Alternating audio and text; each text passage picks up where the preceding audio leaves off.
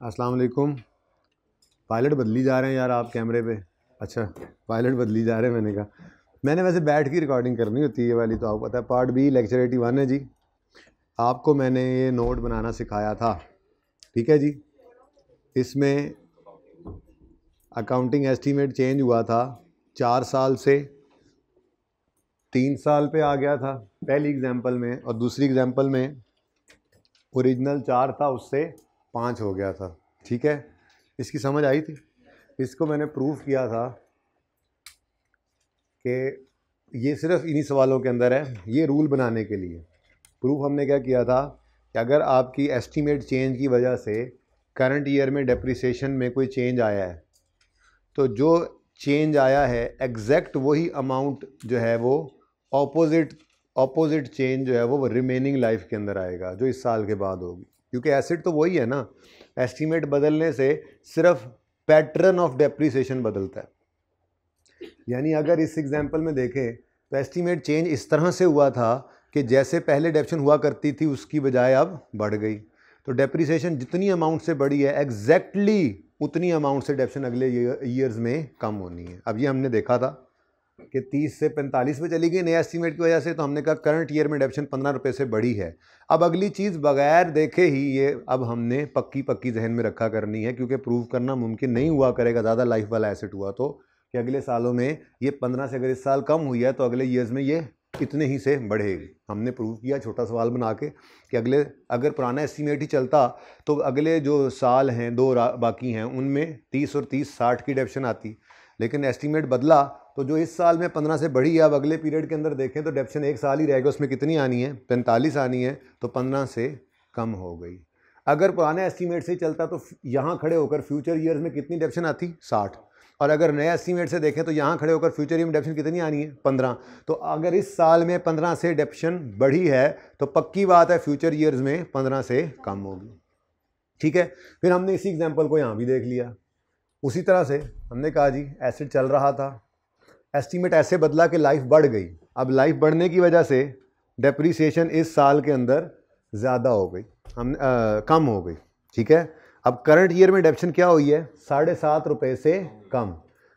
अब पक्की बात है कि फ्यूचर ईयर्स में 7.5 से इसने बढ़ना है। अब ये प्रूव कर रहे हैं, पर्चे में प्रूव नहीं करेंगे, इतना टाइम नहीं होता। पर्चे में सिर्फ करंट ईयर्स में जहाँ हम खड़े होते हैं इसकी तो कैलकुलेशन वैसे ही करनी होती है, ये करके नोट बनाएंगे। अभी देखें तो यहाँ खड़े होकर देखें तो इस अगर पुराने एस्टीमेट के हिसाब से चलते तो यहाँ खड़े होकर फ्यूचर ईयर्स में डेप्शन होनी थी 60, 30 और 30 60। एस्टीमेट बदला, अब डेप्शन हो गई 22.5, तो यहाँ खड़े होकर देखें तो फ्यूचर ईयर्स में 22.5 कितना बनता है 67.5। यानी अगर इस साल में 7.5 से डेप्शन कम हुई है तो एग्जैक्टली उतनी अमाउंट से रिमेनिंग लाइफ के अंदर जितनी भी बाकी है वो 7.5 से डेप्रिसिएशन बढ़ेगी। तो हमने यहाँ से ये रूल बना लिया था कि हम क्या किया करेंगे, सबसे पहले तो हम डेप्रिसिएशन का इम्पैक्ट निकालेंगे। ये हमारी वर्किंग वन होगी। ओल्ड एस्टीमेट से डेप्शन कितनी थी 30, न्यू से कितनी हो गई 45, तो करंट ईयर में डेप्शन 15 से बढ़ गई। तो हम यूँ लिखेंगे डेप्शन 15 से, करंट ईयर में डेप्शन 15 से बढ़ी, इसका बढ़ना प्रॉफिट को कम कर देगा। और आंखें बंद करके इसको उल्टा के लिख दें, ये सही होगा, ये सही होगा, ठीक है। यहाँ पे आए 11 में खड़े हैं, अगली लाइन ये टाइम लाइन नहीं बनाया करेंगे हम, ठीक है। 11 में खड़े हैं, 11 में खड़े होकर हमने इम्पैक्ट निकालना है। हम कहेंगे पुराने एस्टीमेट वाली डेप्शन 30 है, नए वाली 22.5 है, तो इस साल डेप्रीसिएशन 7.5 से कम हुई वर्किंग की। करंट ईयर में डेप्शन 7.5 से कम हो गई तो प्रॉफिट 7.5 से बढ़ गया। अब इसको एज इट इज उल्टा कर लिख दो, डेप्शन 7.5 से फ्यूचर ईयर्स में बढ़ेगी, उस वजह से प्रॉफिट क्या हो जाएगा कम।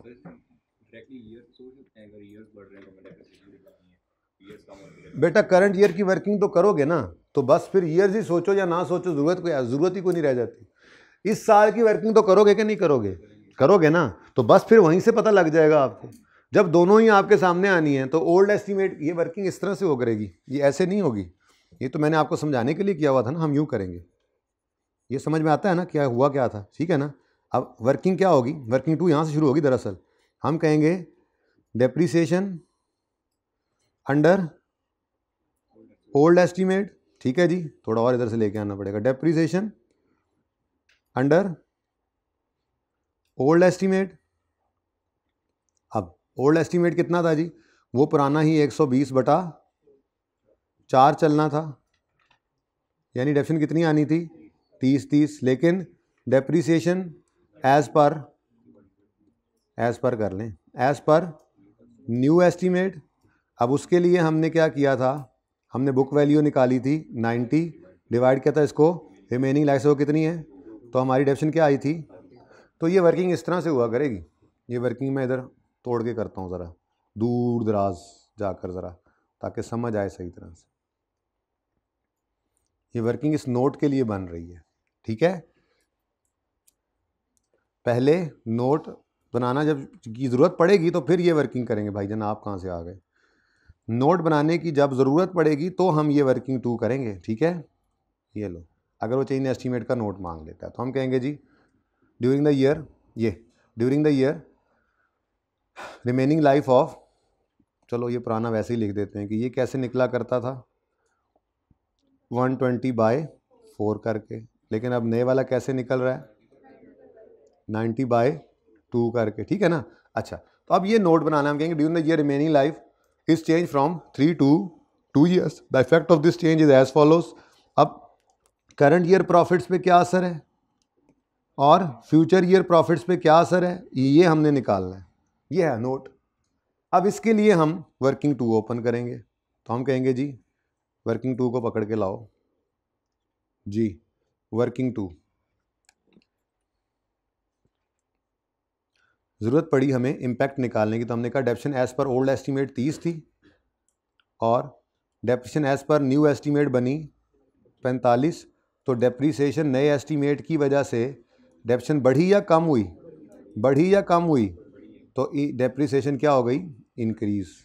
ये मैंने बस निकालना था, इंक्रीज़ इन डेप्रिसिएशन कितना है 15। करंट ईयर में डेप्रिसिएशन क्या हो गई जी 15 से बढ़ गई है, ठीक है। तो ये अब हमारी जो है वो वर्किंग है जिसने हमारा नोट तैयार करवाना था। तो हमने कहा जी 15 से क्या हो गया डेप्रिसिएशन इंक्रीज़ हुई है, तो करंट ईयर डेप्रिसिएशन 15 से बढ़ी तो प्रॉफिट कम, और future years as it is उठाकर इसको उल्टा दो, ये मैंने आपको सिखाया था। तो क्या कहेंगे जी, अब प्रॉफिट पे इम्पैक्ट बताना था, प्रॉफिट पे इम्पैक्ट बताना था, ठीक है। इस नोट के अंदर सिर्फ प्रॉफिट पे इम्पैक्ट बताते हैं, ठीक है।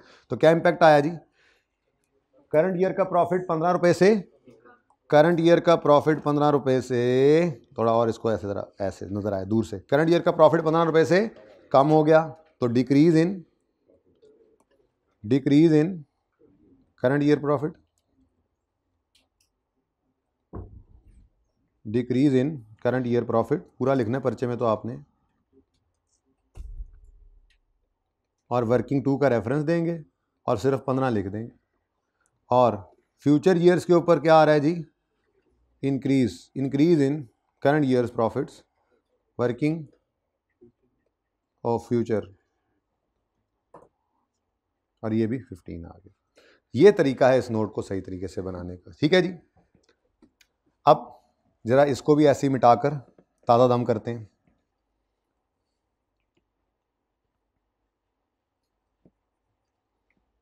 ये काम हो रहा होगा, और ये अगला काम नहीं करना, ये तो मैंने वैसे आपको प्रूफ किया था, बाद में चेक करेंगे। अब क्वेश्चन ये होगा, सवाल में वो आपको कहेगा ड्यूरिंग द ईयर एस्टीमेट बदल गया। अब वो जो एस्टीमेट बदला है उस एस्टीमेट के बदलने पर हम कहेंगे during the year remaining life is change from 3 to 4, या टोटल लाइफ बता दे तो total life has change from 4 to 5, तो भी करना हो जैसे भी लिखना हो, दोनों तरीके से ठीक है ना। अब the effect of this change is as follows. अब हमने देखना है इंक्रीज या डिक्रीज, ठीक है जी। तो इसके लिए मुझे क्या चाहिए जी, increase decrease in current year, in current year profits, increase decrease in future year profits. तो इसके लिए छोटी सी वर्किंग करूंगा, ये मैंने सिर्फ रिपीट टेलीकास्ट चलाई है, ठीक है जी। अब इस छोटी सी वर्किंग के अंदर सबसे पहला काम क्या करना है, सबसे पहला काम क्या करना है जी, बोलो, डेप्रिसिएशन इम्पैक्ट निकालना है, दोनों तरीके से, ठीक है। हम कहेंगे depreciation as per old estimate, कोई नकल ना मारे, इधर देखो, पुराना एस्टीमेट था 4, लाइफ थी 120, ठीक है जी। तो 120/4, पुराने एस्टीमेट वाली डेप्रिसिएशन 120/4 कितनी आती है 30। टाइमलाइन थोड़ी बनानी है पर्चे में हमने, उसके बाद depreciation as per new estimate, book value कितनी है, ये 90 बन चुकी थी 1 साल के डेप्शन के बाद। और रिमेनिंग लाइफ, चूँकि पहले हम कह रहे थे रिमेनिंग लाइफ 3 है, अब रिमेनिंग लाइफ 3 से बढ़कर क्या हो गई 4, तो 90 डिवाइड बाय 4 करेंगे तो है 22.5। अब एस्टीमेट चेंज की वजह से क्या हुआ, हमारी डेप्रिसिएशन क्या हो गई, डेप्रिसिएशन इधर जैसे इधर लिखा था decrease in depreciation, decrease in depreciation of current year. ठीक है जी, कितना, बस अब आ गया, काम हो गया हमारा, वर्किंग चालू है। तो करंट ईयर के बारे में क्या लिखेंगे, करंट ईयर में कहेंगे इंक्रीज इन डेप्रिसिएशन में क्या आया है जी, डेप्रिसिएशन में इंक्रीज आया है, डिक्रीज आया, ओके सॉरी डेप्रिसिएशन में डिक्रीज आया है, कितने से, तो जिस वजह से प्रॉफिट में क्या आ गया, प्रॉफिट में इंक्रीज आ गया एग्जैक्ट इसी अमाउंट से। ठीक है, और फ्यूचर ईयर्स के अंदर आंखें बंद करके इसको उल्टा दो, डेप्रिसिएशन बढ़ेगी 7.5 से, ये पहले करवा कर फिर प्रूव करना चाहिए था मुझे, मैंने पहले समझा दिया आपको। ठीक है जी, तो सही है। अब ये इम्पैक्ट आ गया कि पहले साल प्रॉफिट क्या हो रहा है, करंट ईयर में इंक्रीज इन प्रॉफिट है, वर्किंग 2 से देख लें जी जाके 7.5 का, और फ्यूचर ईयर्स में डिक्रीज इन प्रॉफिट्स है, फ्यूचर ईयर के प्रॉफिट्स वर्किंग 2 से देख लें जाके 7.5 ये। ठीक है जी, तो ये पर्चे में इसको करने का तरीका होगा। ठीक है, अच्छा अब ये जो है, ये तो मैंने कहा ना सिर्फ अंधाधुंध लिख दो, लेकिन इसको प्रूफ करना चाहें तो कर लें। ये देखें, हमने कहा जी 7.5 से इस साल की डेप्रिसिएशन, करंट ईयर की डेप्रिसिएशन कम हुई है, तो फ्यूचर में एग्जैक्टली इतने से डेप्रिसिएशन बढ़ेगी। तो यहाँ पे देखो करंट ईयर में 7.5 से कम हुई थी, फ्यूचर ईयर्स को चेक कर लो, पुराने एस्टीमेट पे रहते तो 60 होती अगली रिमेनिंग लाइफ में, नए एस्टीमेट पे 67.5 आपने बताई है। तो अगर करंट ईयर में 7.5 से कम हुई है तो फ्यूचर ईयर्स में क्यूमुलेटिवली 7.5 से बढ़ जाएगी। ठीक है, इसको प्रूव करना हो तो बेशक करते रहो, मेरा नहीं ख्याल कि प्रूव करना चाहिए, मेरे ख्याल से पर्चे के अंदर यूं नोट बनाओ बस। मैंने वो टाइम लाइन ही छुपा दी, पुराने एस्टीमेट वाली डेप्रिसिएशन, नए एस्टीमेट के हिसाब से डेप्रिसिएशन, करंट ईयर में उसका असर निकालो, करंट ईयर में अगर डेप्रिसिएशन इंक्रीज हो रही है तो उसका असर प्रॉफिट पे लो, और फ्यूचर ईयर में उसको एज इट इज उल्टा दो। और अगर करंट ईयर में डेप्रिसिएशन में डिक्रीज है तो करंट ईयर में उसका असर लो, और फ्यूचर में भी उसको भी फिर भी उल्टा ही देना है। ठीक है ना, तो ये डिक्रीज या इंक्रीज इन डेप्रिसिएशन किस साल की ले रहे हैं हम, ये वर्किंग 2 के अंदर हम क्या करते हैं जी, सिर्फ करंट ईयर को देखते हैं। ठीक है, करंट ईयर में डेप्रिसिएशन का इम्पैक्ट निकालते हैं। भाई एस्टीमेट चेंज की वजह से डेप्रिसिएशन पे ही असर पड़ता है ना, बोलें, तो सिर्फ करंट ईयर के अंदर हम ये असर लेते हैं और फ्यूचर ईयर में उसको एग्जैक्ट अमाउंट से उल्टा के रख देते हैं।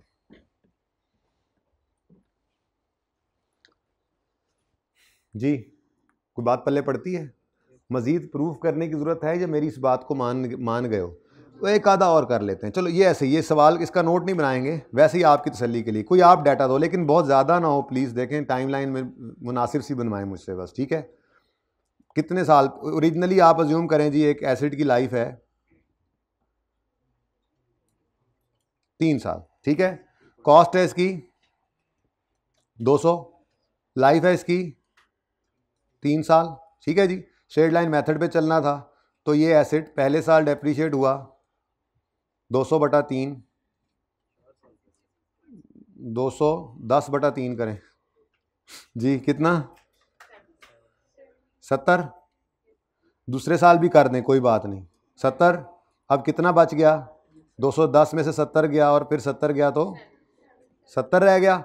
अब इस दिन हमें पता लगा इसकी रिमेनिंग लाइफ, ये लेट से ये 10 था, 2010, 2011, 2000, हमने सोचा था कि 3 साल चलेगा, लेकिन खैर से इसने बड़ा कमाल दिखाया और हम इस दिन खड़े हैं, ये हम खड़े होते हैं, पता है ना, तीसरे साल के पहले दिन पे खड़े हैं, एस्टीमेट चेंज कर रहे हैं। ठीक है ना, 13, हमने कहा जी लो जी इसकी तो लाइफ 3, अब रिमेनिंग लाइफ 1 साल नहीं है, रिमेनिंग लाइफ कितनी है इस दिन खड़े होकर 3 साल। तो ऑनवर्ड्स डेप्शन होगी वो 70 को डिवाइड करेंगे 3 पे, कितना आता है 23.3, 23.3 और 23.3, अच्छा एक मिनट, थोड़ा सा नीचे ले आए, वो वैसे ही करने ज़रा प्रूफ कर रहे थे ना इसमें, तो ठीक है कि ये 70 होकर यहाँ पे डेड हो जाना था काम, लेकिन हमारे नए एस्टीमेट की वजह से अब हम क्या कह रहे हैं कि इस एसिड ने अभी तो चलना है और ये चलेगा, और अगले कई साल जो है, मतलब और मज़ीद 3 साल इसने चलना है। तो 20 कितना बोला आपने, 23, 24 कर दूं अगर आप लोगों की इजाज़त हो तो, ठीक है। ये बन गया ना पूरा 75, और बोलो ठीक है। तो ये 23 और 24 करके अब डेप्रिशिएट होगा। अब हमने क्या करना है, मैंने कहा था सिर्फ करंट ईयर को देखें। करंट ईयर में डेप्रिसिएशन 70 होनी थी पुराने एस्टीमेट के हिसाब से, नए के हिसाब से कितनी हो गई 30, ठीक है। अब इसका मतलब फ्यूचर करंट ईयर में कितना डिक्रीज आया है, तो पक्की बात है फ्यूचर ईयर में इतने से ही इंक्रीज आना है। अब इन दोनों को ऐड करके देख लो, जितनी दफ़ा मर्जी करते रहो, पर मसला ये ना सवाल इतने छोटे नहीं होने कि आपने खड़े होकर आगे से फटाफट इसको देख भी लेना, और ना ही ज़रूरत है मेरे ख्याल से। जब मैंने इतनी बार बोल दिया इस बात को तो अब बस इसको पक्का समझ लें, ठीक है। ओके, तो क्या करेंगे सबसे पहले, बस हमने सर इधर देखो इसको छुपा देना, और जो वर्किंग करनी है नोट बनाने के लिए, उसके लिए क्या करेंगे, सबसे पहले डेप्रिसिएशन इम्पैक्ट निकालेंगे ऑफ करंट ईयर, ठीक है। उसके लिए हम क्या कहेंगे जी, depreciation as per old estimate, वो तो जा जी 210/3 के हिसाब से चल रहा 70, लेकिन depreciation as per new estimate जो है वो अब क्या है, इस 70 को अब रिमेनिंग लाइफ पे डेप्रिशिएट करना है, वो फिर 3 इत्तेफाक से, तो ये आ गया 23। चलो इस साल 23 कर लें जी। तो क्या हुआ जी, 47 से डेप्रिसिएशन में डिक्रीज आया। तो आप क्या कहोगे, आपको जी करंट ईयर में डेप्रिसिएशन एक्सपेंस क्या हो रहा है, डिक्रीज 47 से, तो प्रॉफिट इंक्रीज होगा 47 से। और फ्यूचर ईयर के अंदर एग्जैक्ट सोचे समझे बगैर इसको उल्टा दो, अब तो इतनी दफ़ा प्रूव कर चुके, तो यहाँ फ्यूचर ईयर्स में बढ़ने की वजह से प्रॉफिट कम हो जाएगा। अब इसी को अंग्रेजी में लिख दो, ठीक है। यहाँ तक कोई बात समझ में आती है? चलो अब ये मैं मिटा रहा हूँ, ये ज़रा प्रूव करना था। तो इसका मतलब ये हुआ कि करंट ईयर के अंदर जो भी असर होगा वो निकाल के फ्यूचर ईयर में उस असर को उल्टा देंगे। लेकिन मेरे बच्चों, अभी तक ये जितने भी एग्जांपल्स मैंने ली, इसमें रेजिडुअल वैल्यू आपसे छुपाई रखी। रेजिडुअल वैल्यू भी तो होती है एक चीज़। अब रेजिडुअल वैल्यू का अगर सवाल में हो तो इस नोट पे क्या असर पड़ेगा, इसको प्रूफ करते हैं, ठीक है। अच्छा, आप प्रूफ बाद में करेंगे, मेरे ख्याल में पहले सवाल बनाएंगे। मतलब सवाल में सिर्फ करंट ईयर में जो समझाऊंगा ना मैं, बस उसको करके और आंसर निकाल के मुतमईन हो जाएंगे एक बार, उसके बाद फिर हम प्रूफ भी बाद में कर लेंगे कि हाँ हमने जो सोचा था वो सही था या नहीं, ठीक है। चलो अब एक सवाल मैं बनाता हूँ। एक एसेट है, उसकी कॉस्ट लेट से, ऐसे ही ये डाटा चल रहा है, क्योंकि अब आज मैं आपको होमवर्क में दूंगा कोई 1-2 सवाल किताब से, जहाँ जहाँ एस्टीमेट चेंज का नोट उसने कहा था ना, मैं नहीं बनाऊंगा क्योंकि उसके सोल्यूशन मौजूद है ना, तो आप ट्राई करके उसको चेक कर सकते हैं। तो वो बना दूं तो फिर फ़ायदा क्या, मैं इसीलिए आ रहा हूँ। एस्टीमेट चेंज ऐसे ही आता है कि कोई डिफरेंस होता है।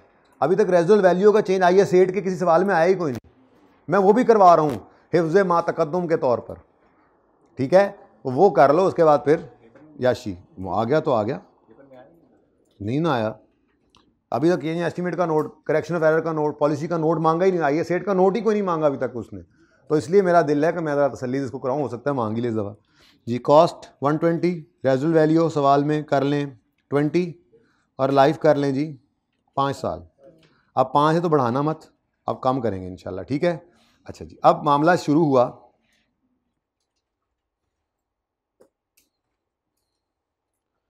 एक, 2, 3, 4 और 5, ये 5 साल हमारे इस एसेट की लाइफ है एस्टिमेटेड, ठीक है जी। कोई भी साल ले लें, 10, 11, 12 ही ले लें, 2010, 2011, 2012, 2013 और 2014। अब हमने ये एसेट लिया था 120 रुपये का, ठीक है जी, और स्ट्रेट लाइन मेथड पे इसकी डेप्रिसिएशन चार्ज करना शुरू कर दिया हमने। अब 220 की डेप्रिसिएशन चार्ज 120 की डेप्रिसिएशन चार्ज करनी है तो रेजिडुअल वैल्यू आ जाए तो आपको पता ही है -20 डिवाइडेड बाय 5 कितना आता है। तो हर साल 20-20 रुपये की डेप्रिसिएशन चल रही थी। 2 साल गुजरे थे अच्छे भले, कि तीसरे साल के पहले दिन चेंज इन एस्टीमेट आ गया, चेंज इन एस्टीमेट। और क्या एस्टीमेट चेंज हुआ? अब जाहिर है मेरा सवाल है, मैं ही बताऊंगा। तो एस्टीमेट चेंज क्या आया कि जी आपकी रिमेनिंग लाइफ जो है वो अब, वैसे कितनी थी, 3 है ना, रिमेनिंग लाइफ इज 2 years, ठीक है जी। लेकिन रेजिडुअल वैल्यू जो है वो अभी भी 10 ही रहे, वो भी चेंज कर दो, 10 कर दो। रेजिडुअल वैल्यू जो है इज ₹10। लो जी, एस्टीमेट चेंज हुआ, क्या क्या, रिमेनिंग लाइफ चेंज हो गई, किस दिन, 1 जनवरी 12 पे, अगर ईयर एंड एज्यूम कर रहे हैं 31 दिसंबर है, ठीक है, सही है। अब इस दिन बुक वैल्यू निकालनी होती है, आपको पता है, ठीक है जी। तो बुक वैल्यू इस दिन कितनी है, 80 पे एसिड पड़ा हुआ था, और इस दिन खड़े होकर रिमेनिंग लाइफ निकालनी होती है। अब मैं ये कह रहा हूँ कि अगले सालों को छोड़ो, प्रूफ शुरू करेंगे बाद में, पहले तो अपना पर्चा पास कर लें। प्रूफ तो तब होता है जब पढ़ाना हो, आपने किसी को पढ़ाना हुआ तो तब आप प्रूफ करना, पर्चे में तो आपको पेपर पास करना है, करो फिलहाल, सिखा रहा हूँ, कभी जब पढ़ाना पड़े तो प्रूफ कर देना, ठीक है। अब हमने क्या करना है, हमने करंट ईयर के अंदर अच्छा नोट बनाना है। क्या करना है हमने, तो company X notes to the financial statement for the year फलां फलां फलां, ठीक है। तो नोट्स के अंदर notes to the financial statements जब बनेंगे, उनके अंदर नोट नंबर लेट से 15 है, इसका नाम क्या है जी, चेंज इन एस्टीमेट। नोट नहीं लिखना, ऊपर लिखे तो हैं नोट्स, चेंज इन एस्टीमेट का नोट है। हम यूज़र को बताने लगे हैं कि हमारे एक एस्टीमेट चेंज हुआ है जिसकी वजह से क्या क्या असरात पड़े, ठीक है। तो एस्टीमेट चेंज का नोट है, तो लिखेंगे during the year, during the year the entity has changed remaining life, the entity has changed remaining life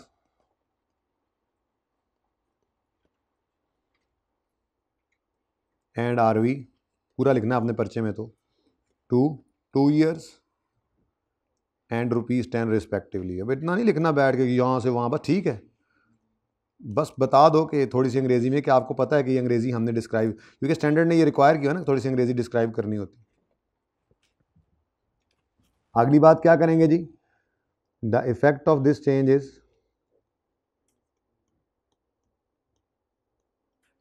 of this change is as follows. देखो मोहानी वाले सवाल के अंदर तो चलें उसमें चेंज एस्टिमेट था ही नहीं मेरे ख्याल से। अच्छा, the effect of change is as follows, increase या डिक्रीज हमने लेना है इन करंट ईयर, पूरा लिखना पर्चे में खुदा के लिए, करंट ईयर प्रॉफिट्स।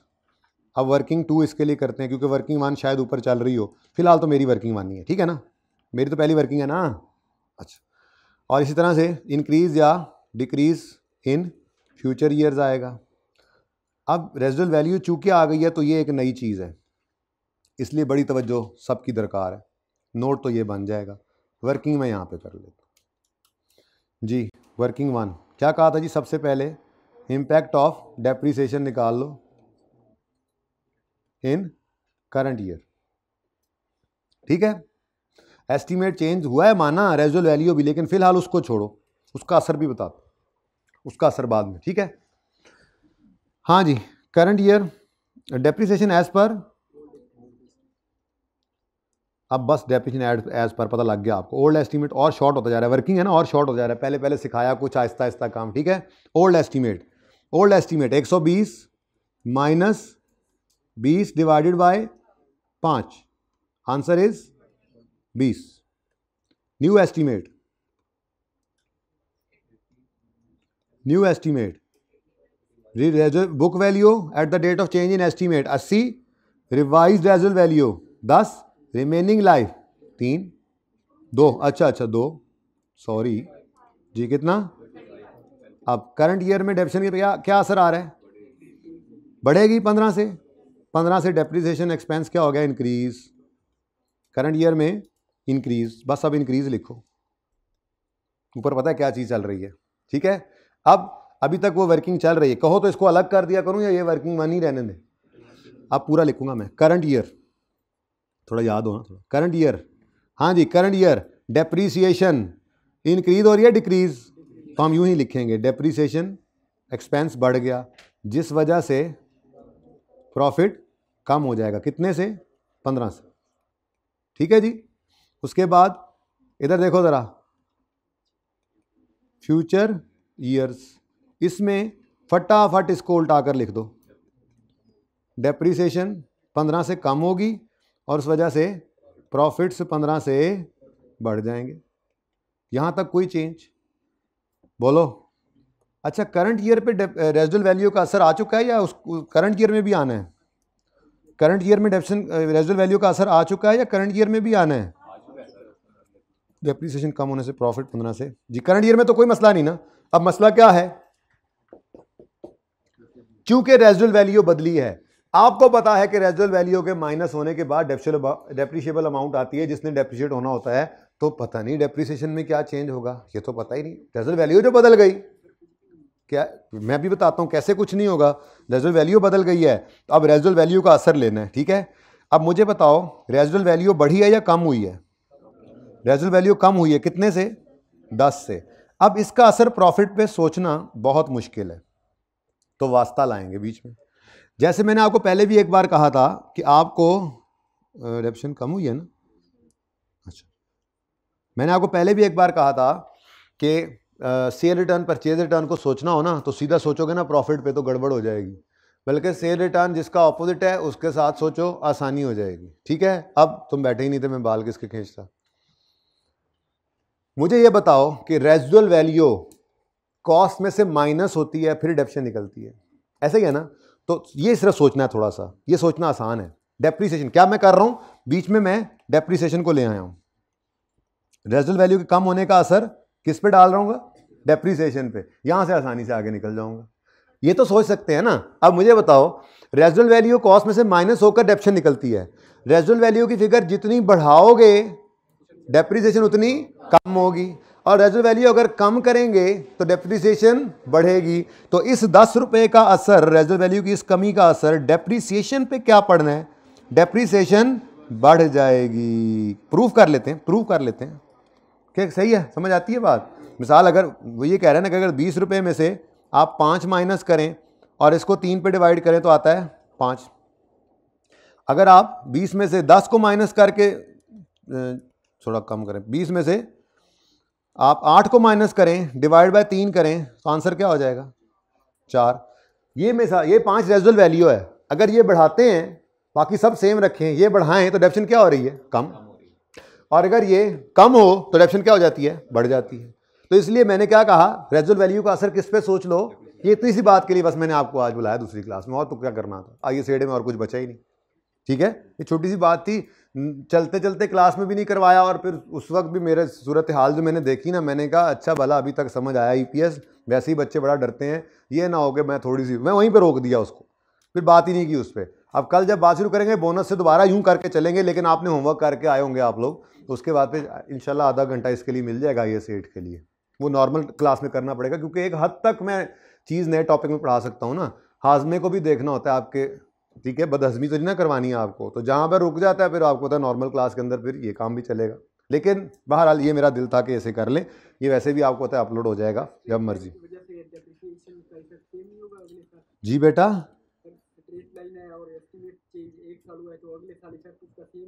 बेटा ये असर तो पड़ गया ना, रेजिडुअल वैल्यू तो कम हो गई ना, तो फिर क्या अगले साल स्ट्रेट लाइन के अंदर आप अगले साल में डेप्रिसिएशन का फॉर्मूला क्या करोगे इस साल में? एक मिनट लेट मी एक्सप्लेन। इधर यहाँ पर ही नया एस्टीमेट लग रहा है ना, तो इस साल आपने 80 माइनस 10 डिवाइडेड बाय कितना किया, 2 किया, तो कितना आया हैं 35। अगले साल क्या करोगे, अगले साल भी यही करोगे ना, क्या आप 80 में से माइनस नहीं करोगे 10 को, बोलो करोगे ना, स्ट्रेट लाइन का तो ये मतलब फॉर्मूला सेम रहता है। तो ये जो हमारा रेजिडुअल वैल्यू का 20 से 10 पे आना है, ये भी तो असर रखता है अब आगे, उसके असर को लेने का तरीका बता रहा हूँ, ठीक है, प्रूफ बाद में करेंगे। फिलहाल तो ये पता लगा डेप्रिसिएशन, रेजिडुअल वैल्यू के कम होने से डेप्रिसिएशन बढ़ती है, और डेप्रिसिएशन के बढ़ने से प्रॉफिट लो भाई, अब इसका नेट इम्पैक्ट, इसका नेट इम्पैक्ट देखो, हमने क्या किया है, रेजुअल वैल्यू का असर पहले किस पे लिया है, डेप्रिसिएशन, ठीक है ना, ये आसानी हो गई। बड़े सुस्त लोग हैं, आपको पता है हम। अब प्रॉफिट 15 से बढ़ेगा फ्यूचर में और 10 से कम होगा, तो नेट में 5 से बढ़ रहा है, तो प्रॉफिट इंक्रीज हो जाएगा 5 से। लो जी, रेफर कर दो एग्जामिनर को वर्किंग नंबर 1 और से कहो इंक्रीज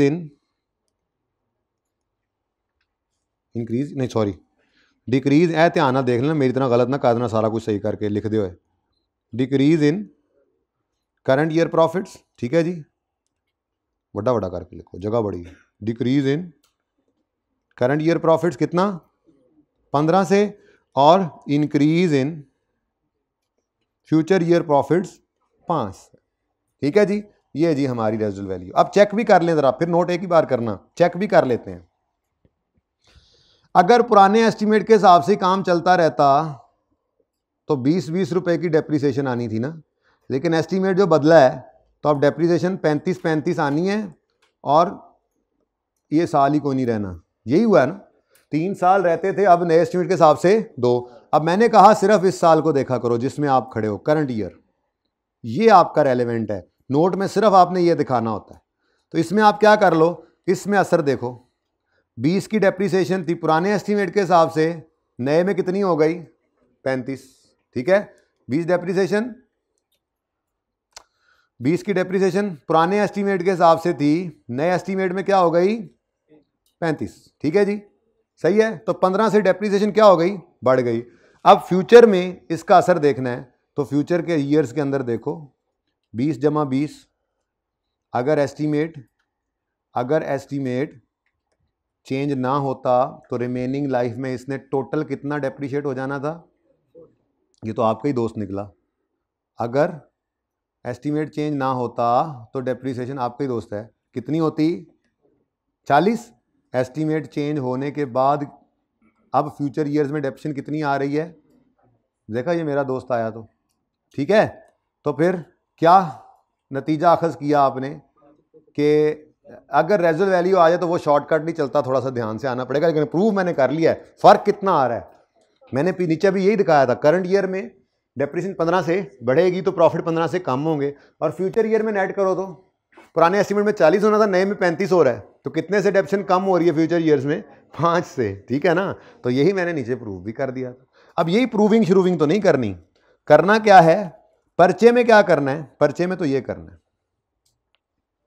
पर्चे में ये, बल्कि ये भी नहीं, ये ऐसे, ये पर्चा है, नो तस्वीर खींच लेना, पहले पर्चे में देखो, अंग्रेजी लिखोगे, इफेक्ट निकालने के लिए वर्किंग 1 में आओगे या 2 जो भी चल रही होगी आपकी, उसमें impact of depreciation current year में निकालोगे, कोई मुश्किल ही नहीं है आपके लिए, आप कई बार ये काम कर चुके हैं, ठीक है। करंट ईयर में इंपैक्ट निकालो, करंट ओल्ड एस्टीमेट से डेप्रिसिएशन निकालोगे, न्यू से निकालोगे, बड़ी है तो लिख लो, कम हुई है तो लिख लो, करंट ईयर में इसका इंपैक्ट लो, फ्यूचर में उसी का ऑपोजिट कर दो। लेकिन सवाल में अगर रेजुअल वैल्यू आ जाए तो वो भी मुसीबत है, अगर बढ़ जाए तो उसका असर डेप्रिसिएशन पे सोच के प्रॉफिट पे डाल देना, कम हो जाए तो डेप्रिसिएशन पे सोच के प्रॉफिट पे डाल देना। अभी तक रेजुअल वैल्यू वैसे नोट में आई कोई नहीं है, ठीक है।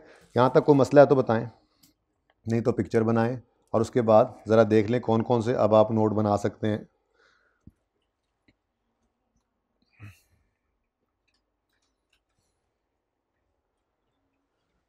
आसान था ना ये, बस उस वक्त में हो सकता था ये 16 के साथ, लेकिन उस वक्त नहीं मज़ा आता, चीज़ अपने वक्त पे ही अच्छी लगती है।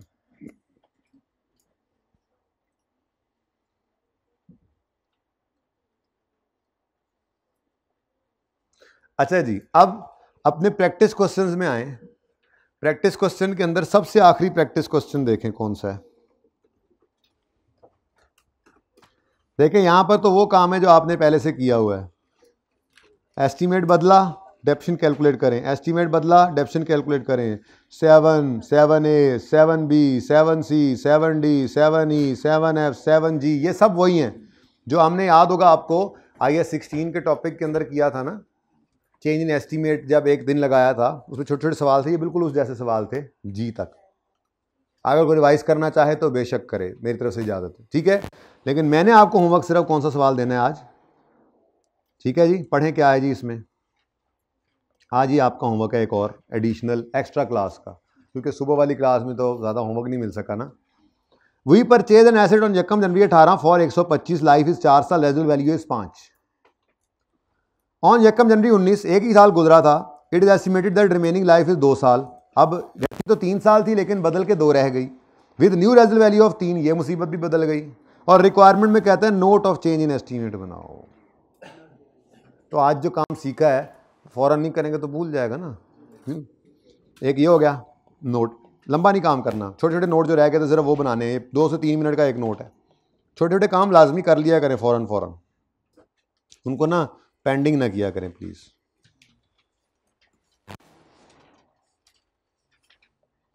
देखो ना क्वेश्चन बैंक में उसने नोट मांगे हुए हैं, जैसे यहां पर। अब ये आपका होमवर्क है, ये पेंडिंग नहीं है, इधर देखो homework, wonder limited question bank 1, इतना आसान है, इसमें तो शायद रेजिडुअल वैल्यू भी नहीं है। इधर देखो, ऑन यकम जुलाई 14, ये 30 जून 15 वाले साल में हुआ था ना, ऐसे ही हुआ था ना, ये 30 जून 15 वाले साल में एंट्रीज नहीं थी इसकी यहाँ पे। चलो बोर्ड पे की होंगी मेरे ख्याल, वहाँ जो हमने वो इस को उठाकर किया था, नहीं है?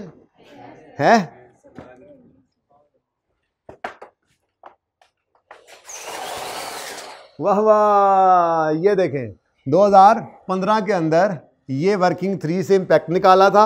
जरा ऑफ करना, याद आ गया वैसे। चलें तो वर्किंग 3 कहाँ है, मुझे खुद नहीं नजर आ रही। वर्किंग 3 ये है, डेप्शन on old estimate, on new estimate और करंट ईयर के अंदर ये इम्पैक्ट इत्तेफाक से निकला ही यही था। खैर ये काम हमने किया हुआ है। अच्छा, अब वर्किंग आपके पास मौजूद होगी, ठीक है ना। अब आपने इसका नोट बनाना है, ठीक है। तो हुआ क्या था, रिव्यू किया उन्होंने यूजफुल लाइफ को और वो रिवाइज कर दिया टोटल लाइफ को। यहाँ पे टोटल लाइफ थी 5 से 8, तो यही लाइन एज इट इज लिख दो, कैलकुलेशन तो आपने वैसे की हुई थी। ये लाइन लिखने के बाद कहोगे the effect of this change is as follows, और फिर वर्किंग करोगे, जो भी नंबर बनेगा उसमें डेप्शन इम्पैक्ट करंट ईयर का निकालोगे। कितना दुख लगा ना आपको कि ये बंद नहीं हुआ, मुझे पता है आप लोगों का। हाँ, तो करंट ईयर में डेप्रिसिएशन अगर कम हुई है तो फ्यूचर में उसी अमाउंट से बढ़ा लेना। यहाँ पे तो रेजिडुअल वैल्यू भी नहीं थी, नोट बन जाएगा, कोई मसला ही नहीं होगा, इंशाल्लाह ज़रूर बनेगा। और यार देख लेना, बस कर दे, क्या है इसमें, कितनी देर का नोट है, देख लेना तो चेंज इन एस्टीमेट का नोट जहाँ है, बस उससे ज़्यादा नहीं करूँगा। 5 में मार्वलस में, इसमें देखो जी, in view of significant change in expected pattern it has decided to change depreciation method from reducing balance to straight line, the equipment was purchased on this. इतनी लंबी कहानी लिखनी है आपने, कहना है कि method depreciation is change from this to this, the effect of this change is as follows, और वर्किंग आपने पहले कर रखी है। पुराने एस्टीमेट, पुराने मेथड वाली डेप्शन, नए वाली चेंज लो, करंट ईयर पे डालो, फ्यूचर ईयर में उसी के ऑपोजिट। अगर रेजल्ट वैल्यू है तो उसका इंपैक्ट भी लेना। कोई और तो नहीं है? और नो, चस नहीं आई फिर थे, और कोई नहीं है चेंज इन एस्टीमेट का नोट। ये देखो, अच्छा ये पॉलिसी है, एरर करेक्शन, कोई नहीं, टेस्ट आएगा ना कल, चेंज इन एस्टीमेट का नोट होगा, ये तो होगा, डरा रहा हूं, हो सकता है ना भी हो। अच्छा जी, अब उसके बाद चूंकि बस नहीं 3 बजे तक कहा था आपको, अच्छा 15 तक कहा था, अच्छा चलो ठीक है, मैं एमसीक्यूज कराने का दिल कर रहा था मेरा। अब एक काम करो फिर, ज्यादा नहीं,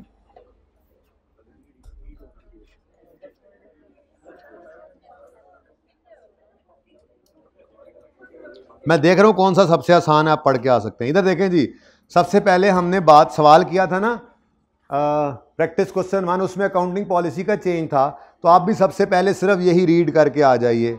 learning objective 3, accounting policies. Accounting policies होती क्या हैं, बस मैं बता रहा हूँ कि क्या करना है, छुट्टी है बस और कुछ करवा नहीं रहा, ठीक है ना। ये 2-3 सफ़े हैं, सिर्फ रीड करने, 2-3 से ज़्यादा नहीं है। अकाउंटिंग पॉलिसी क्या होती है, कुछ एग्जाम्पल्स बताई गई। फिर अकाउंटिंग पॉलिसीज़ को सेलेक्ट करके अप्लाई करना है, मैंने बोला था कंसिस्टेंटली, मेरी ज़ुबानी बातें यहाँ पे ढूंढनी है आपने कि वो हुई थी, ठीक है। और फिर कब चेंज हो सकती है पॉलिसी, मैंने कहा था कभी स्टैंडर्ड बदल जाए या कभी मैनेजमेंट वॉलंटरली कहे, ज़ुबानी बातें थी, इनसे एमसीक्यूज बनते हैं, अब ज़बानी बातें ज़बानी हवा में उड़ जाती हैं। एक बार किताब पे देख लेंगे, मैं इंपॉर्टेंट चीज़ों को निशान लगा दूंगा, तो जब भी कभी रिवाइज़ करेंगे उस सफ़े को ओपन करेंगे, ये 4 पॉइंट यार दिमाग के अंदर होने चाहिए हमारे, वो आप रख लेंगे, ठीक है ना। तो रिट्रोस्पेक्टिव एप्लीकेशन, हाँ, और इसके डिस्क्लोजर जो हम नोट बनाते थे, पता नहीं यहाँ से समझ आए ना आए, तो वो देखना पड़ेगा ना आपको कि ये जो लिख रहा है हमने ऐसी को बातें की हैं नहीं की, आगे नहीं, बस आगे प्राय ये रह रहा हो, फिर किसी दिन करेंगे, ठीक है। सिर्फ लर्निंग ऑब्जेक्टिव 3 है, ये 3 सफ़े हैं, जस्ट रीड करना है, जस्ट रीड करना है, ये 5 से 7 मिनट का, और ये मतलब 15 मिनट ये हो गए और आधे घंटे का होमवर्क, ज़्यादा नहीं बना ईपीएस का ना। अभी इसलिए भी ईपीएस को मैंने ज़रा ढीला रख दिया कि पहले दिन कोई उल्टबाजी ना लग जाए। मैं बिल्कुल रिस्क नहीं लेता होता बच्चों के मामले में, सुकून से चल रहा है तो तुम निकल जाओ, पहले जाओ, अल्लाह हाफिज़, कोई सर नहीं।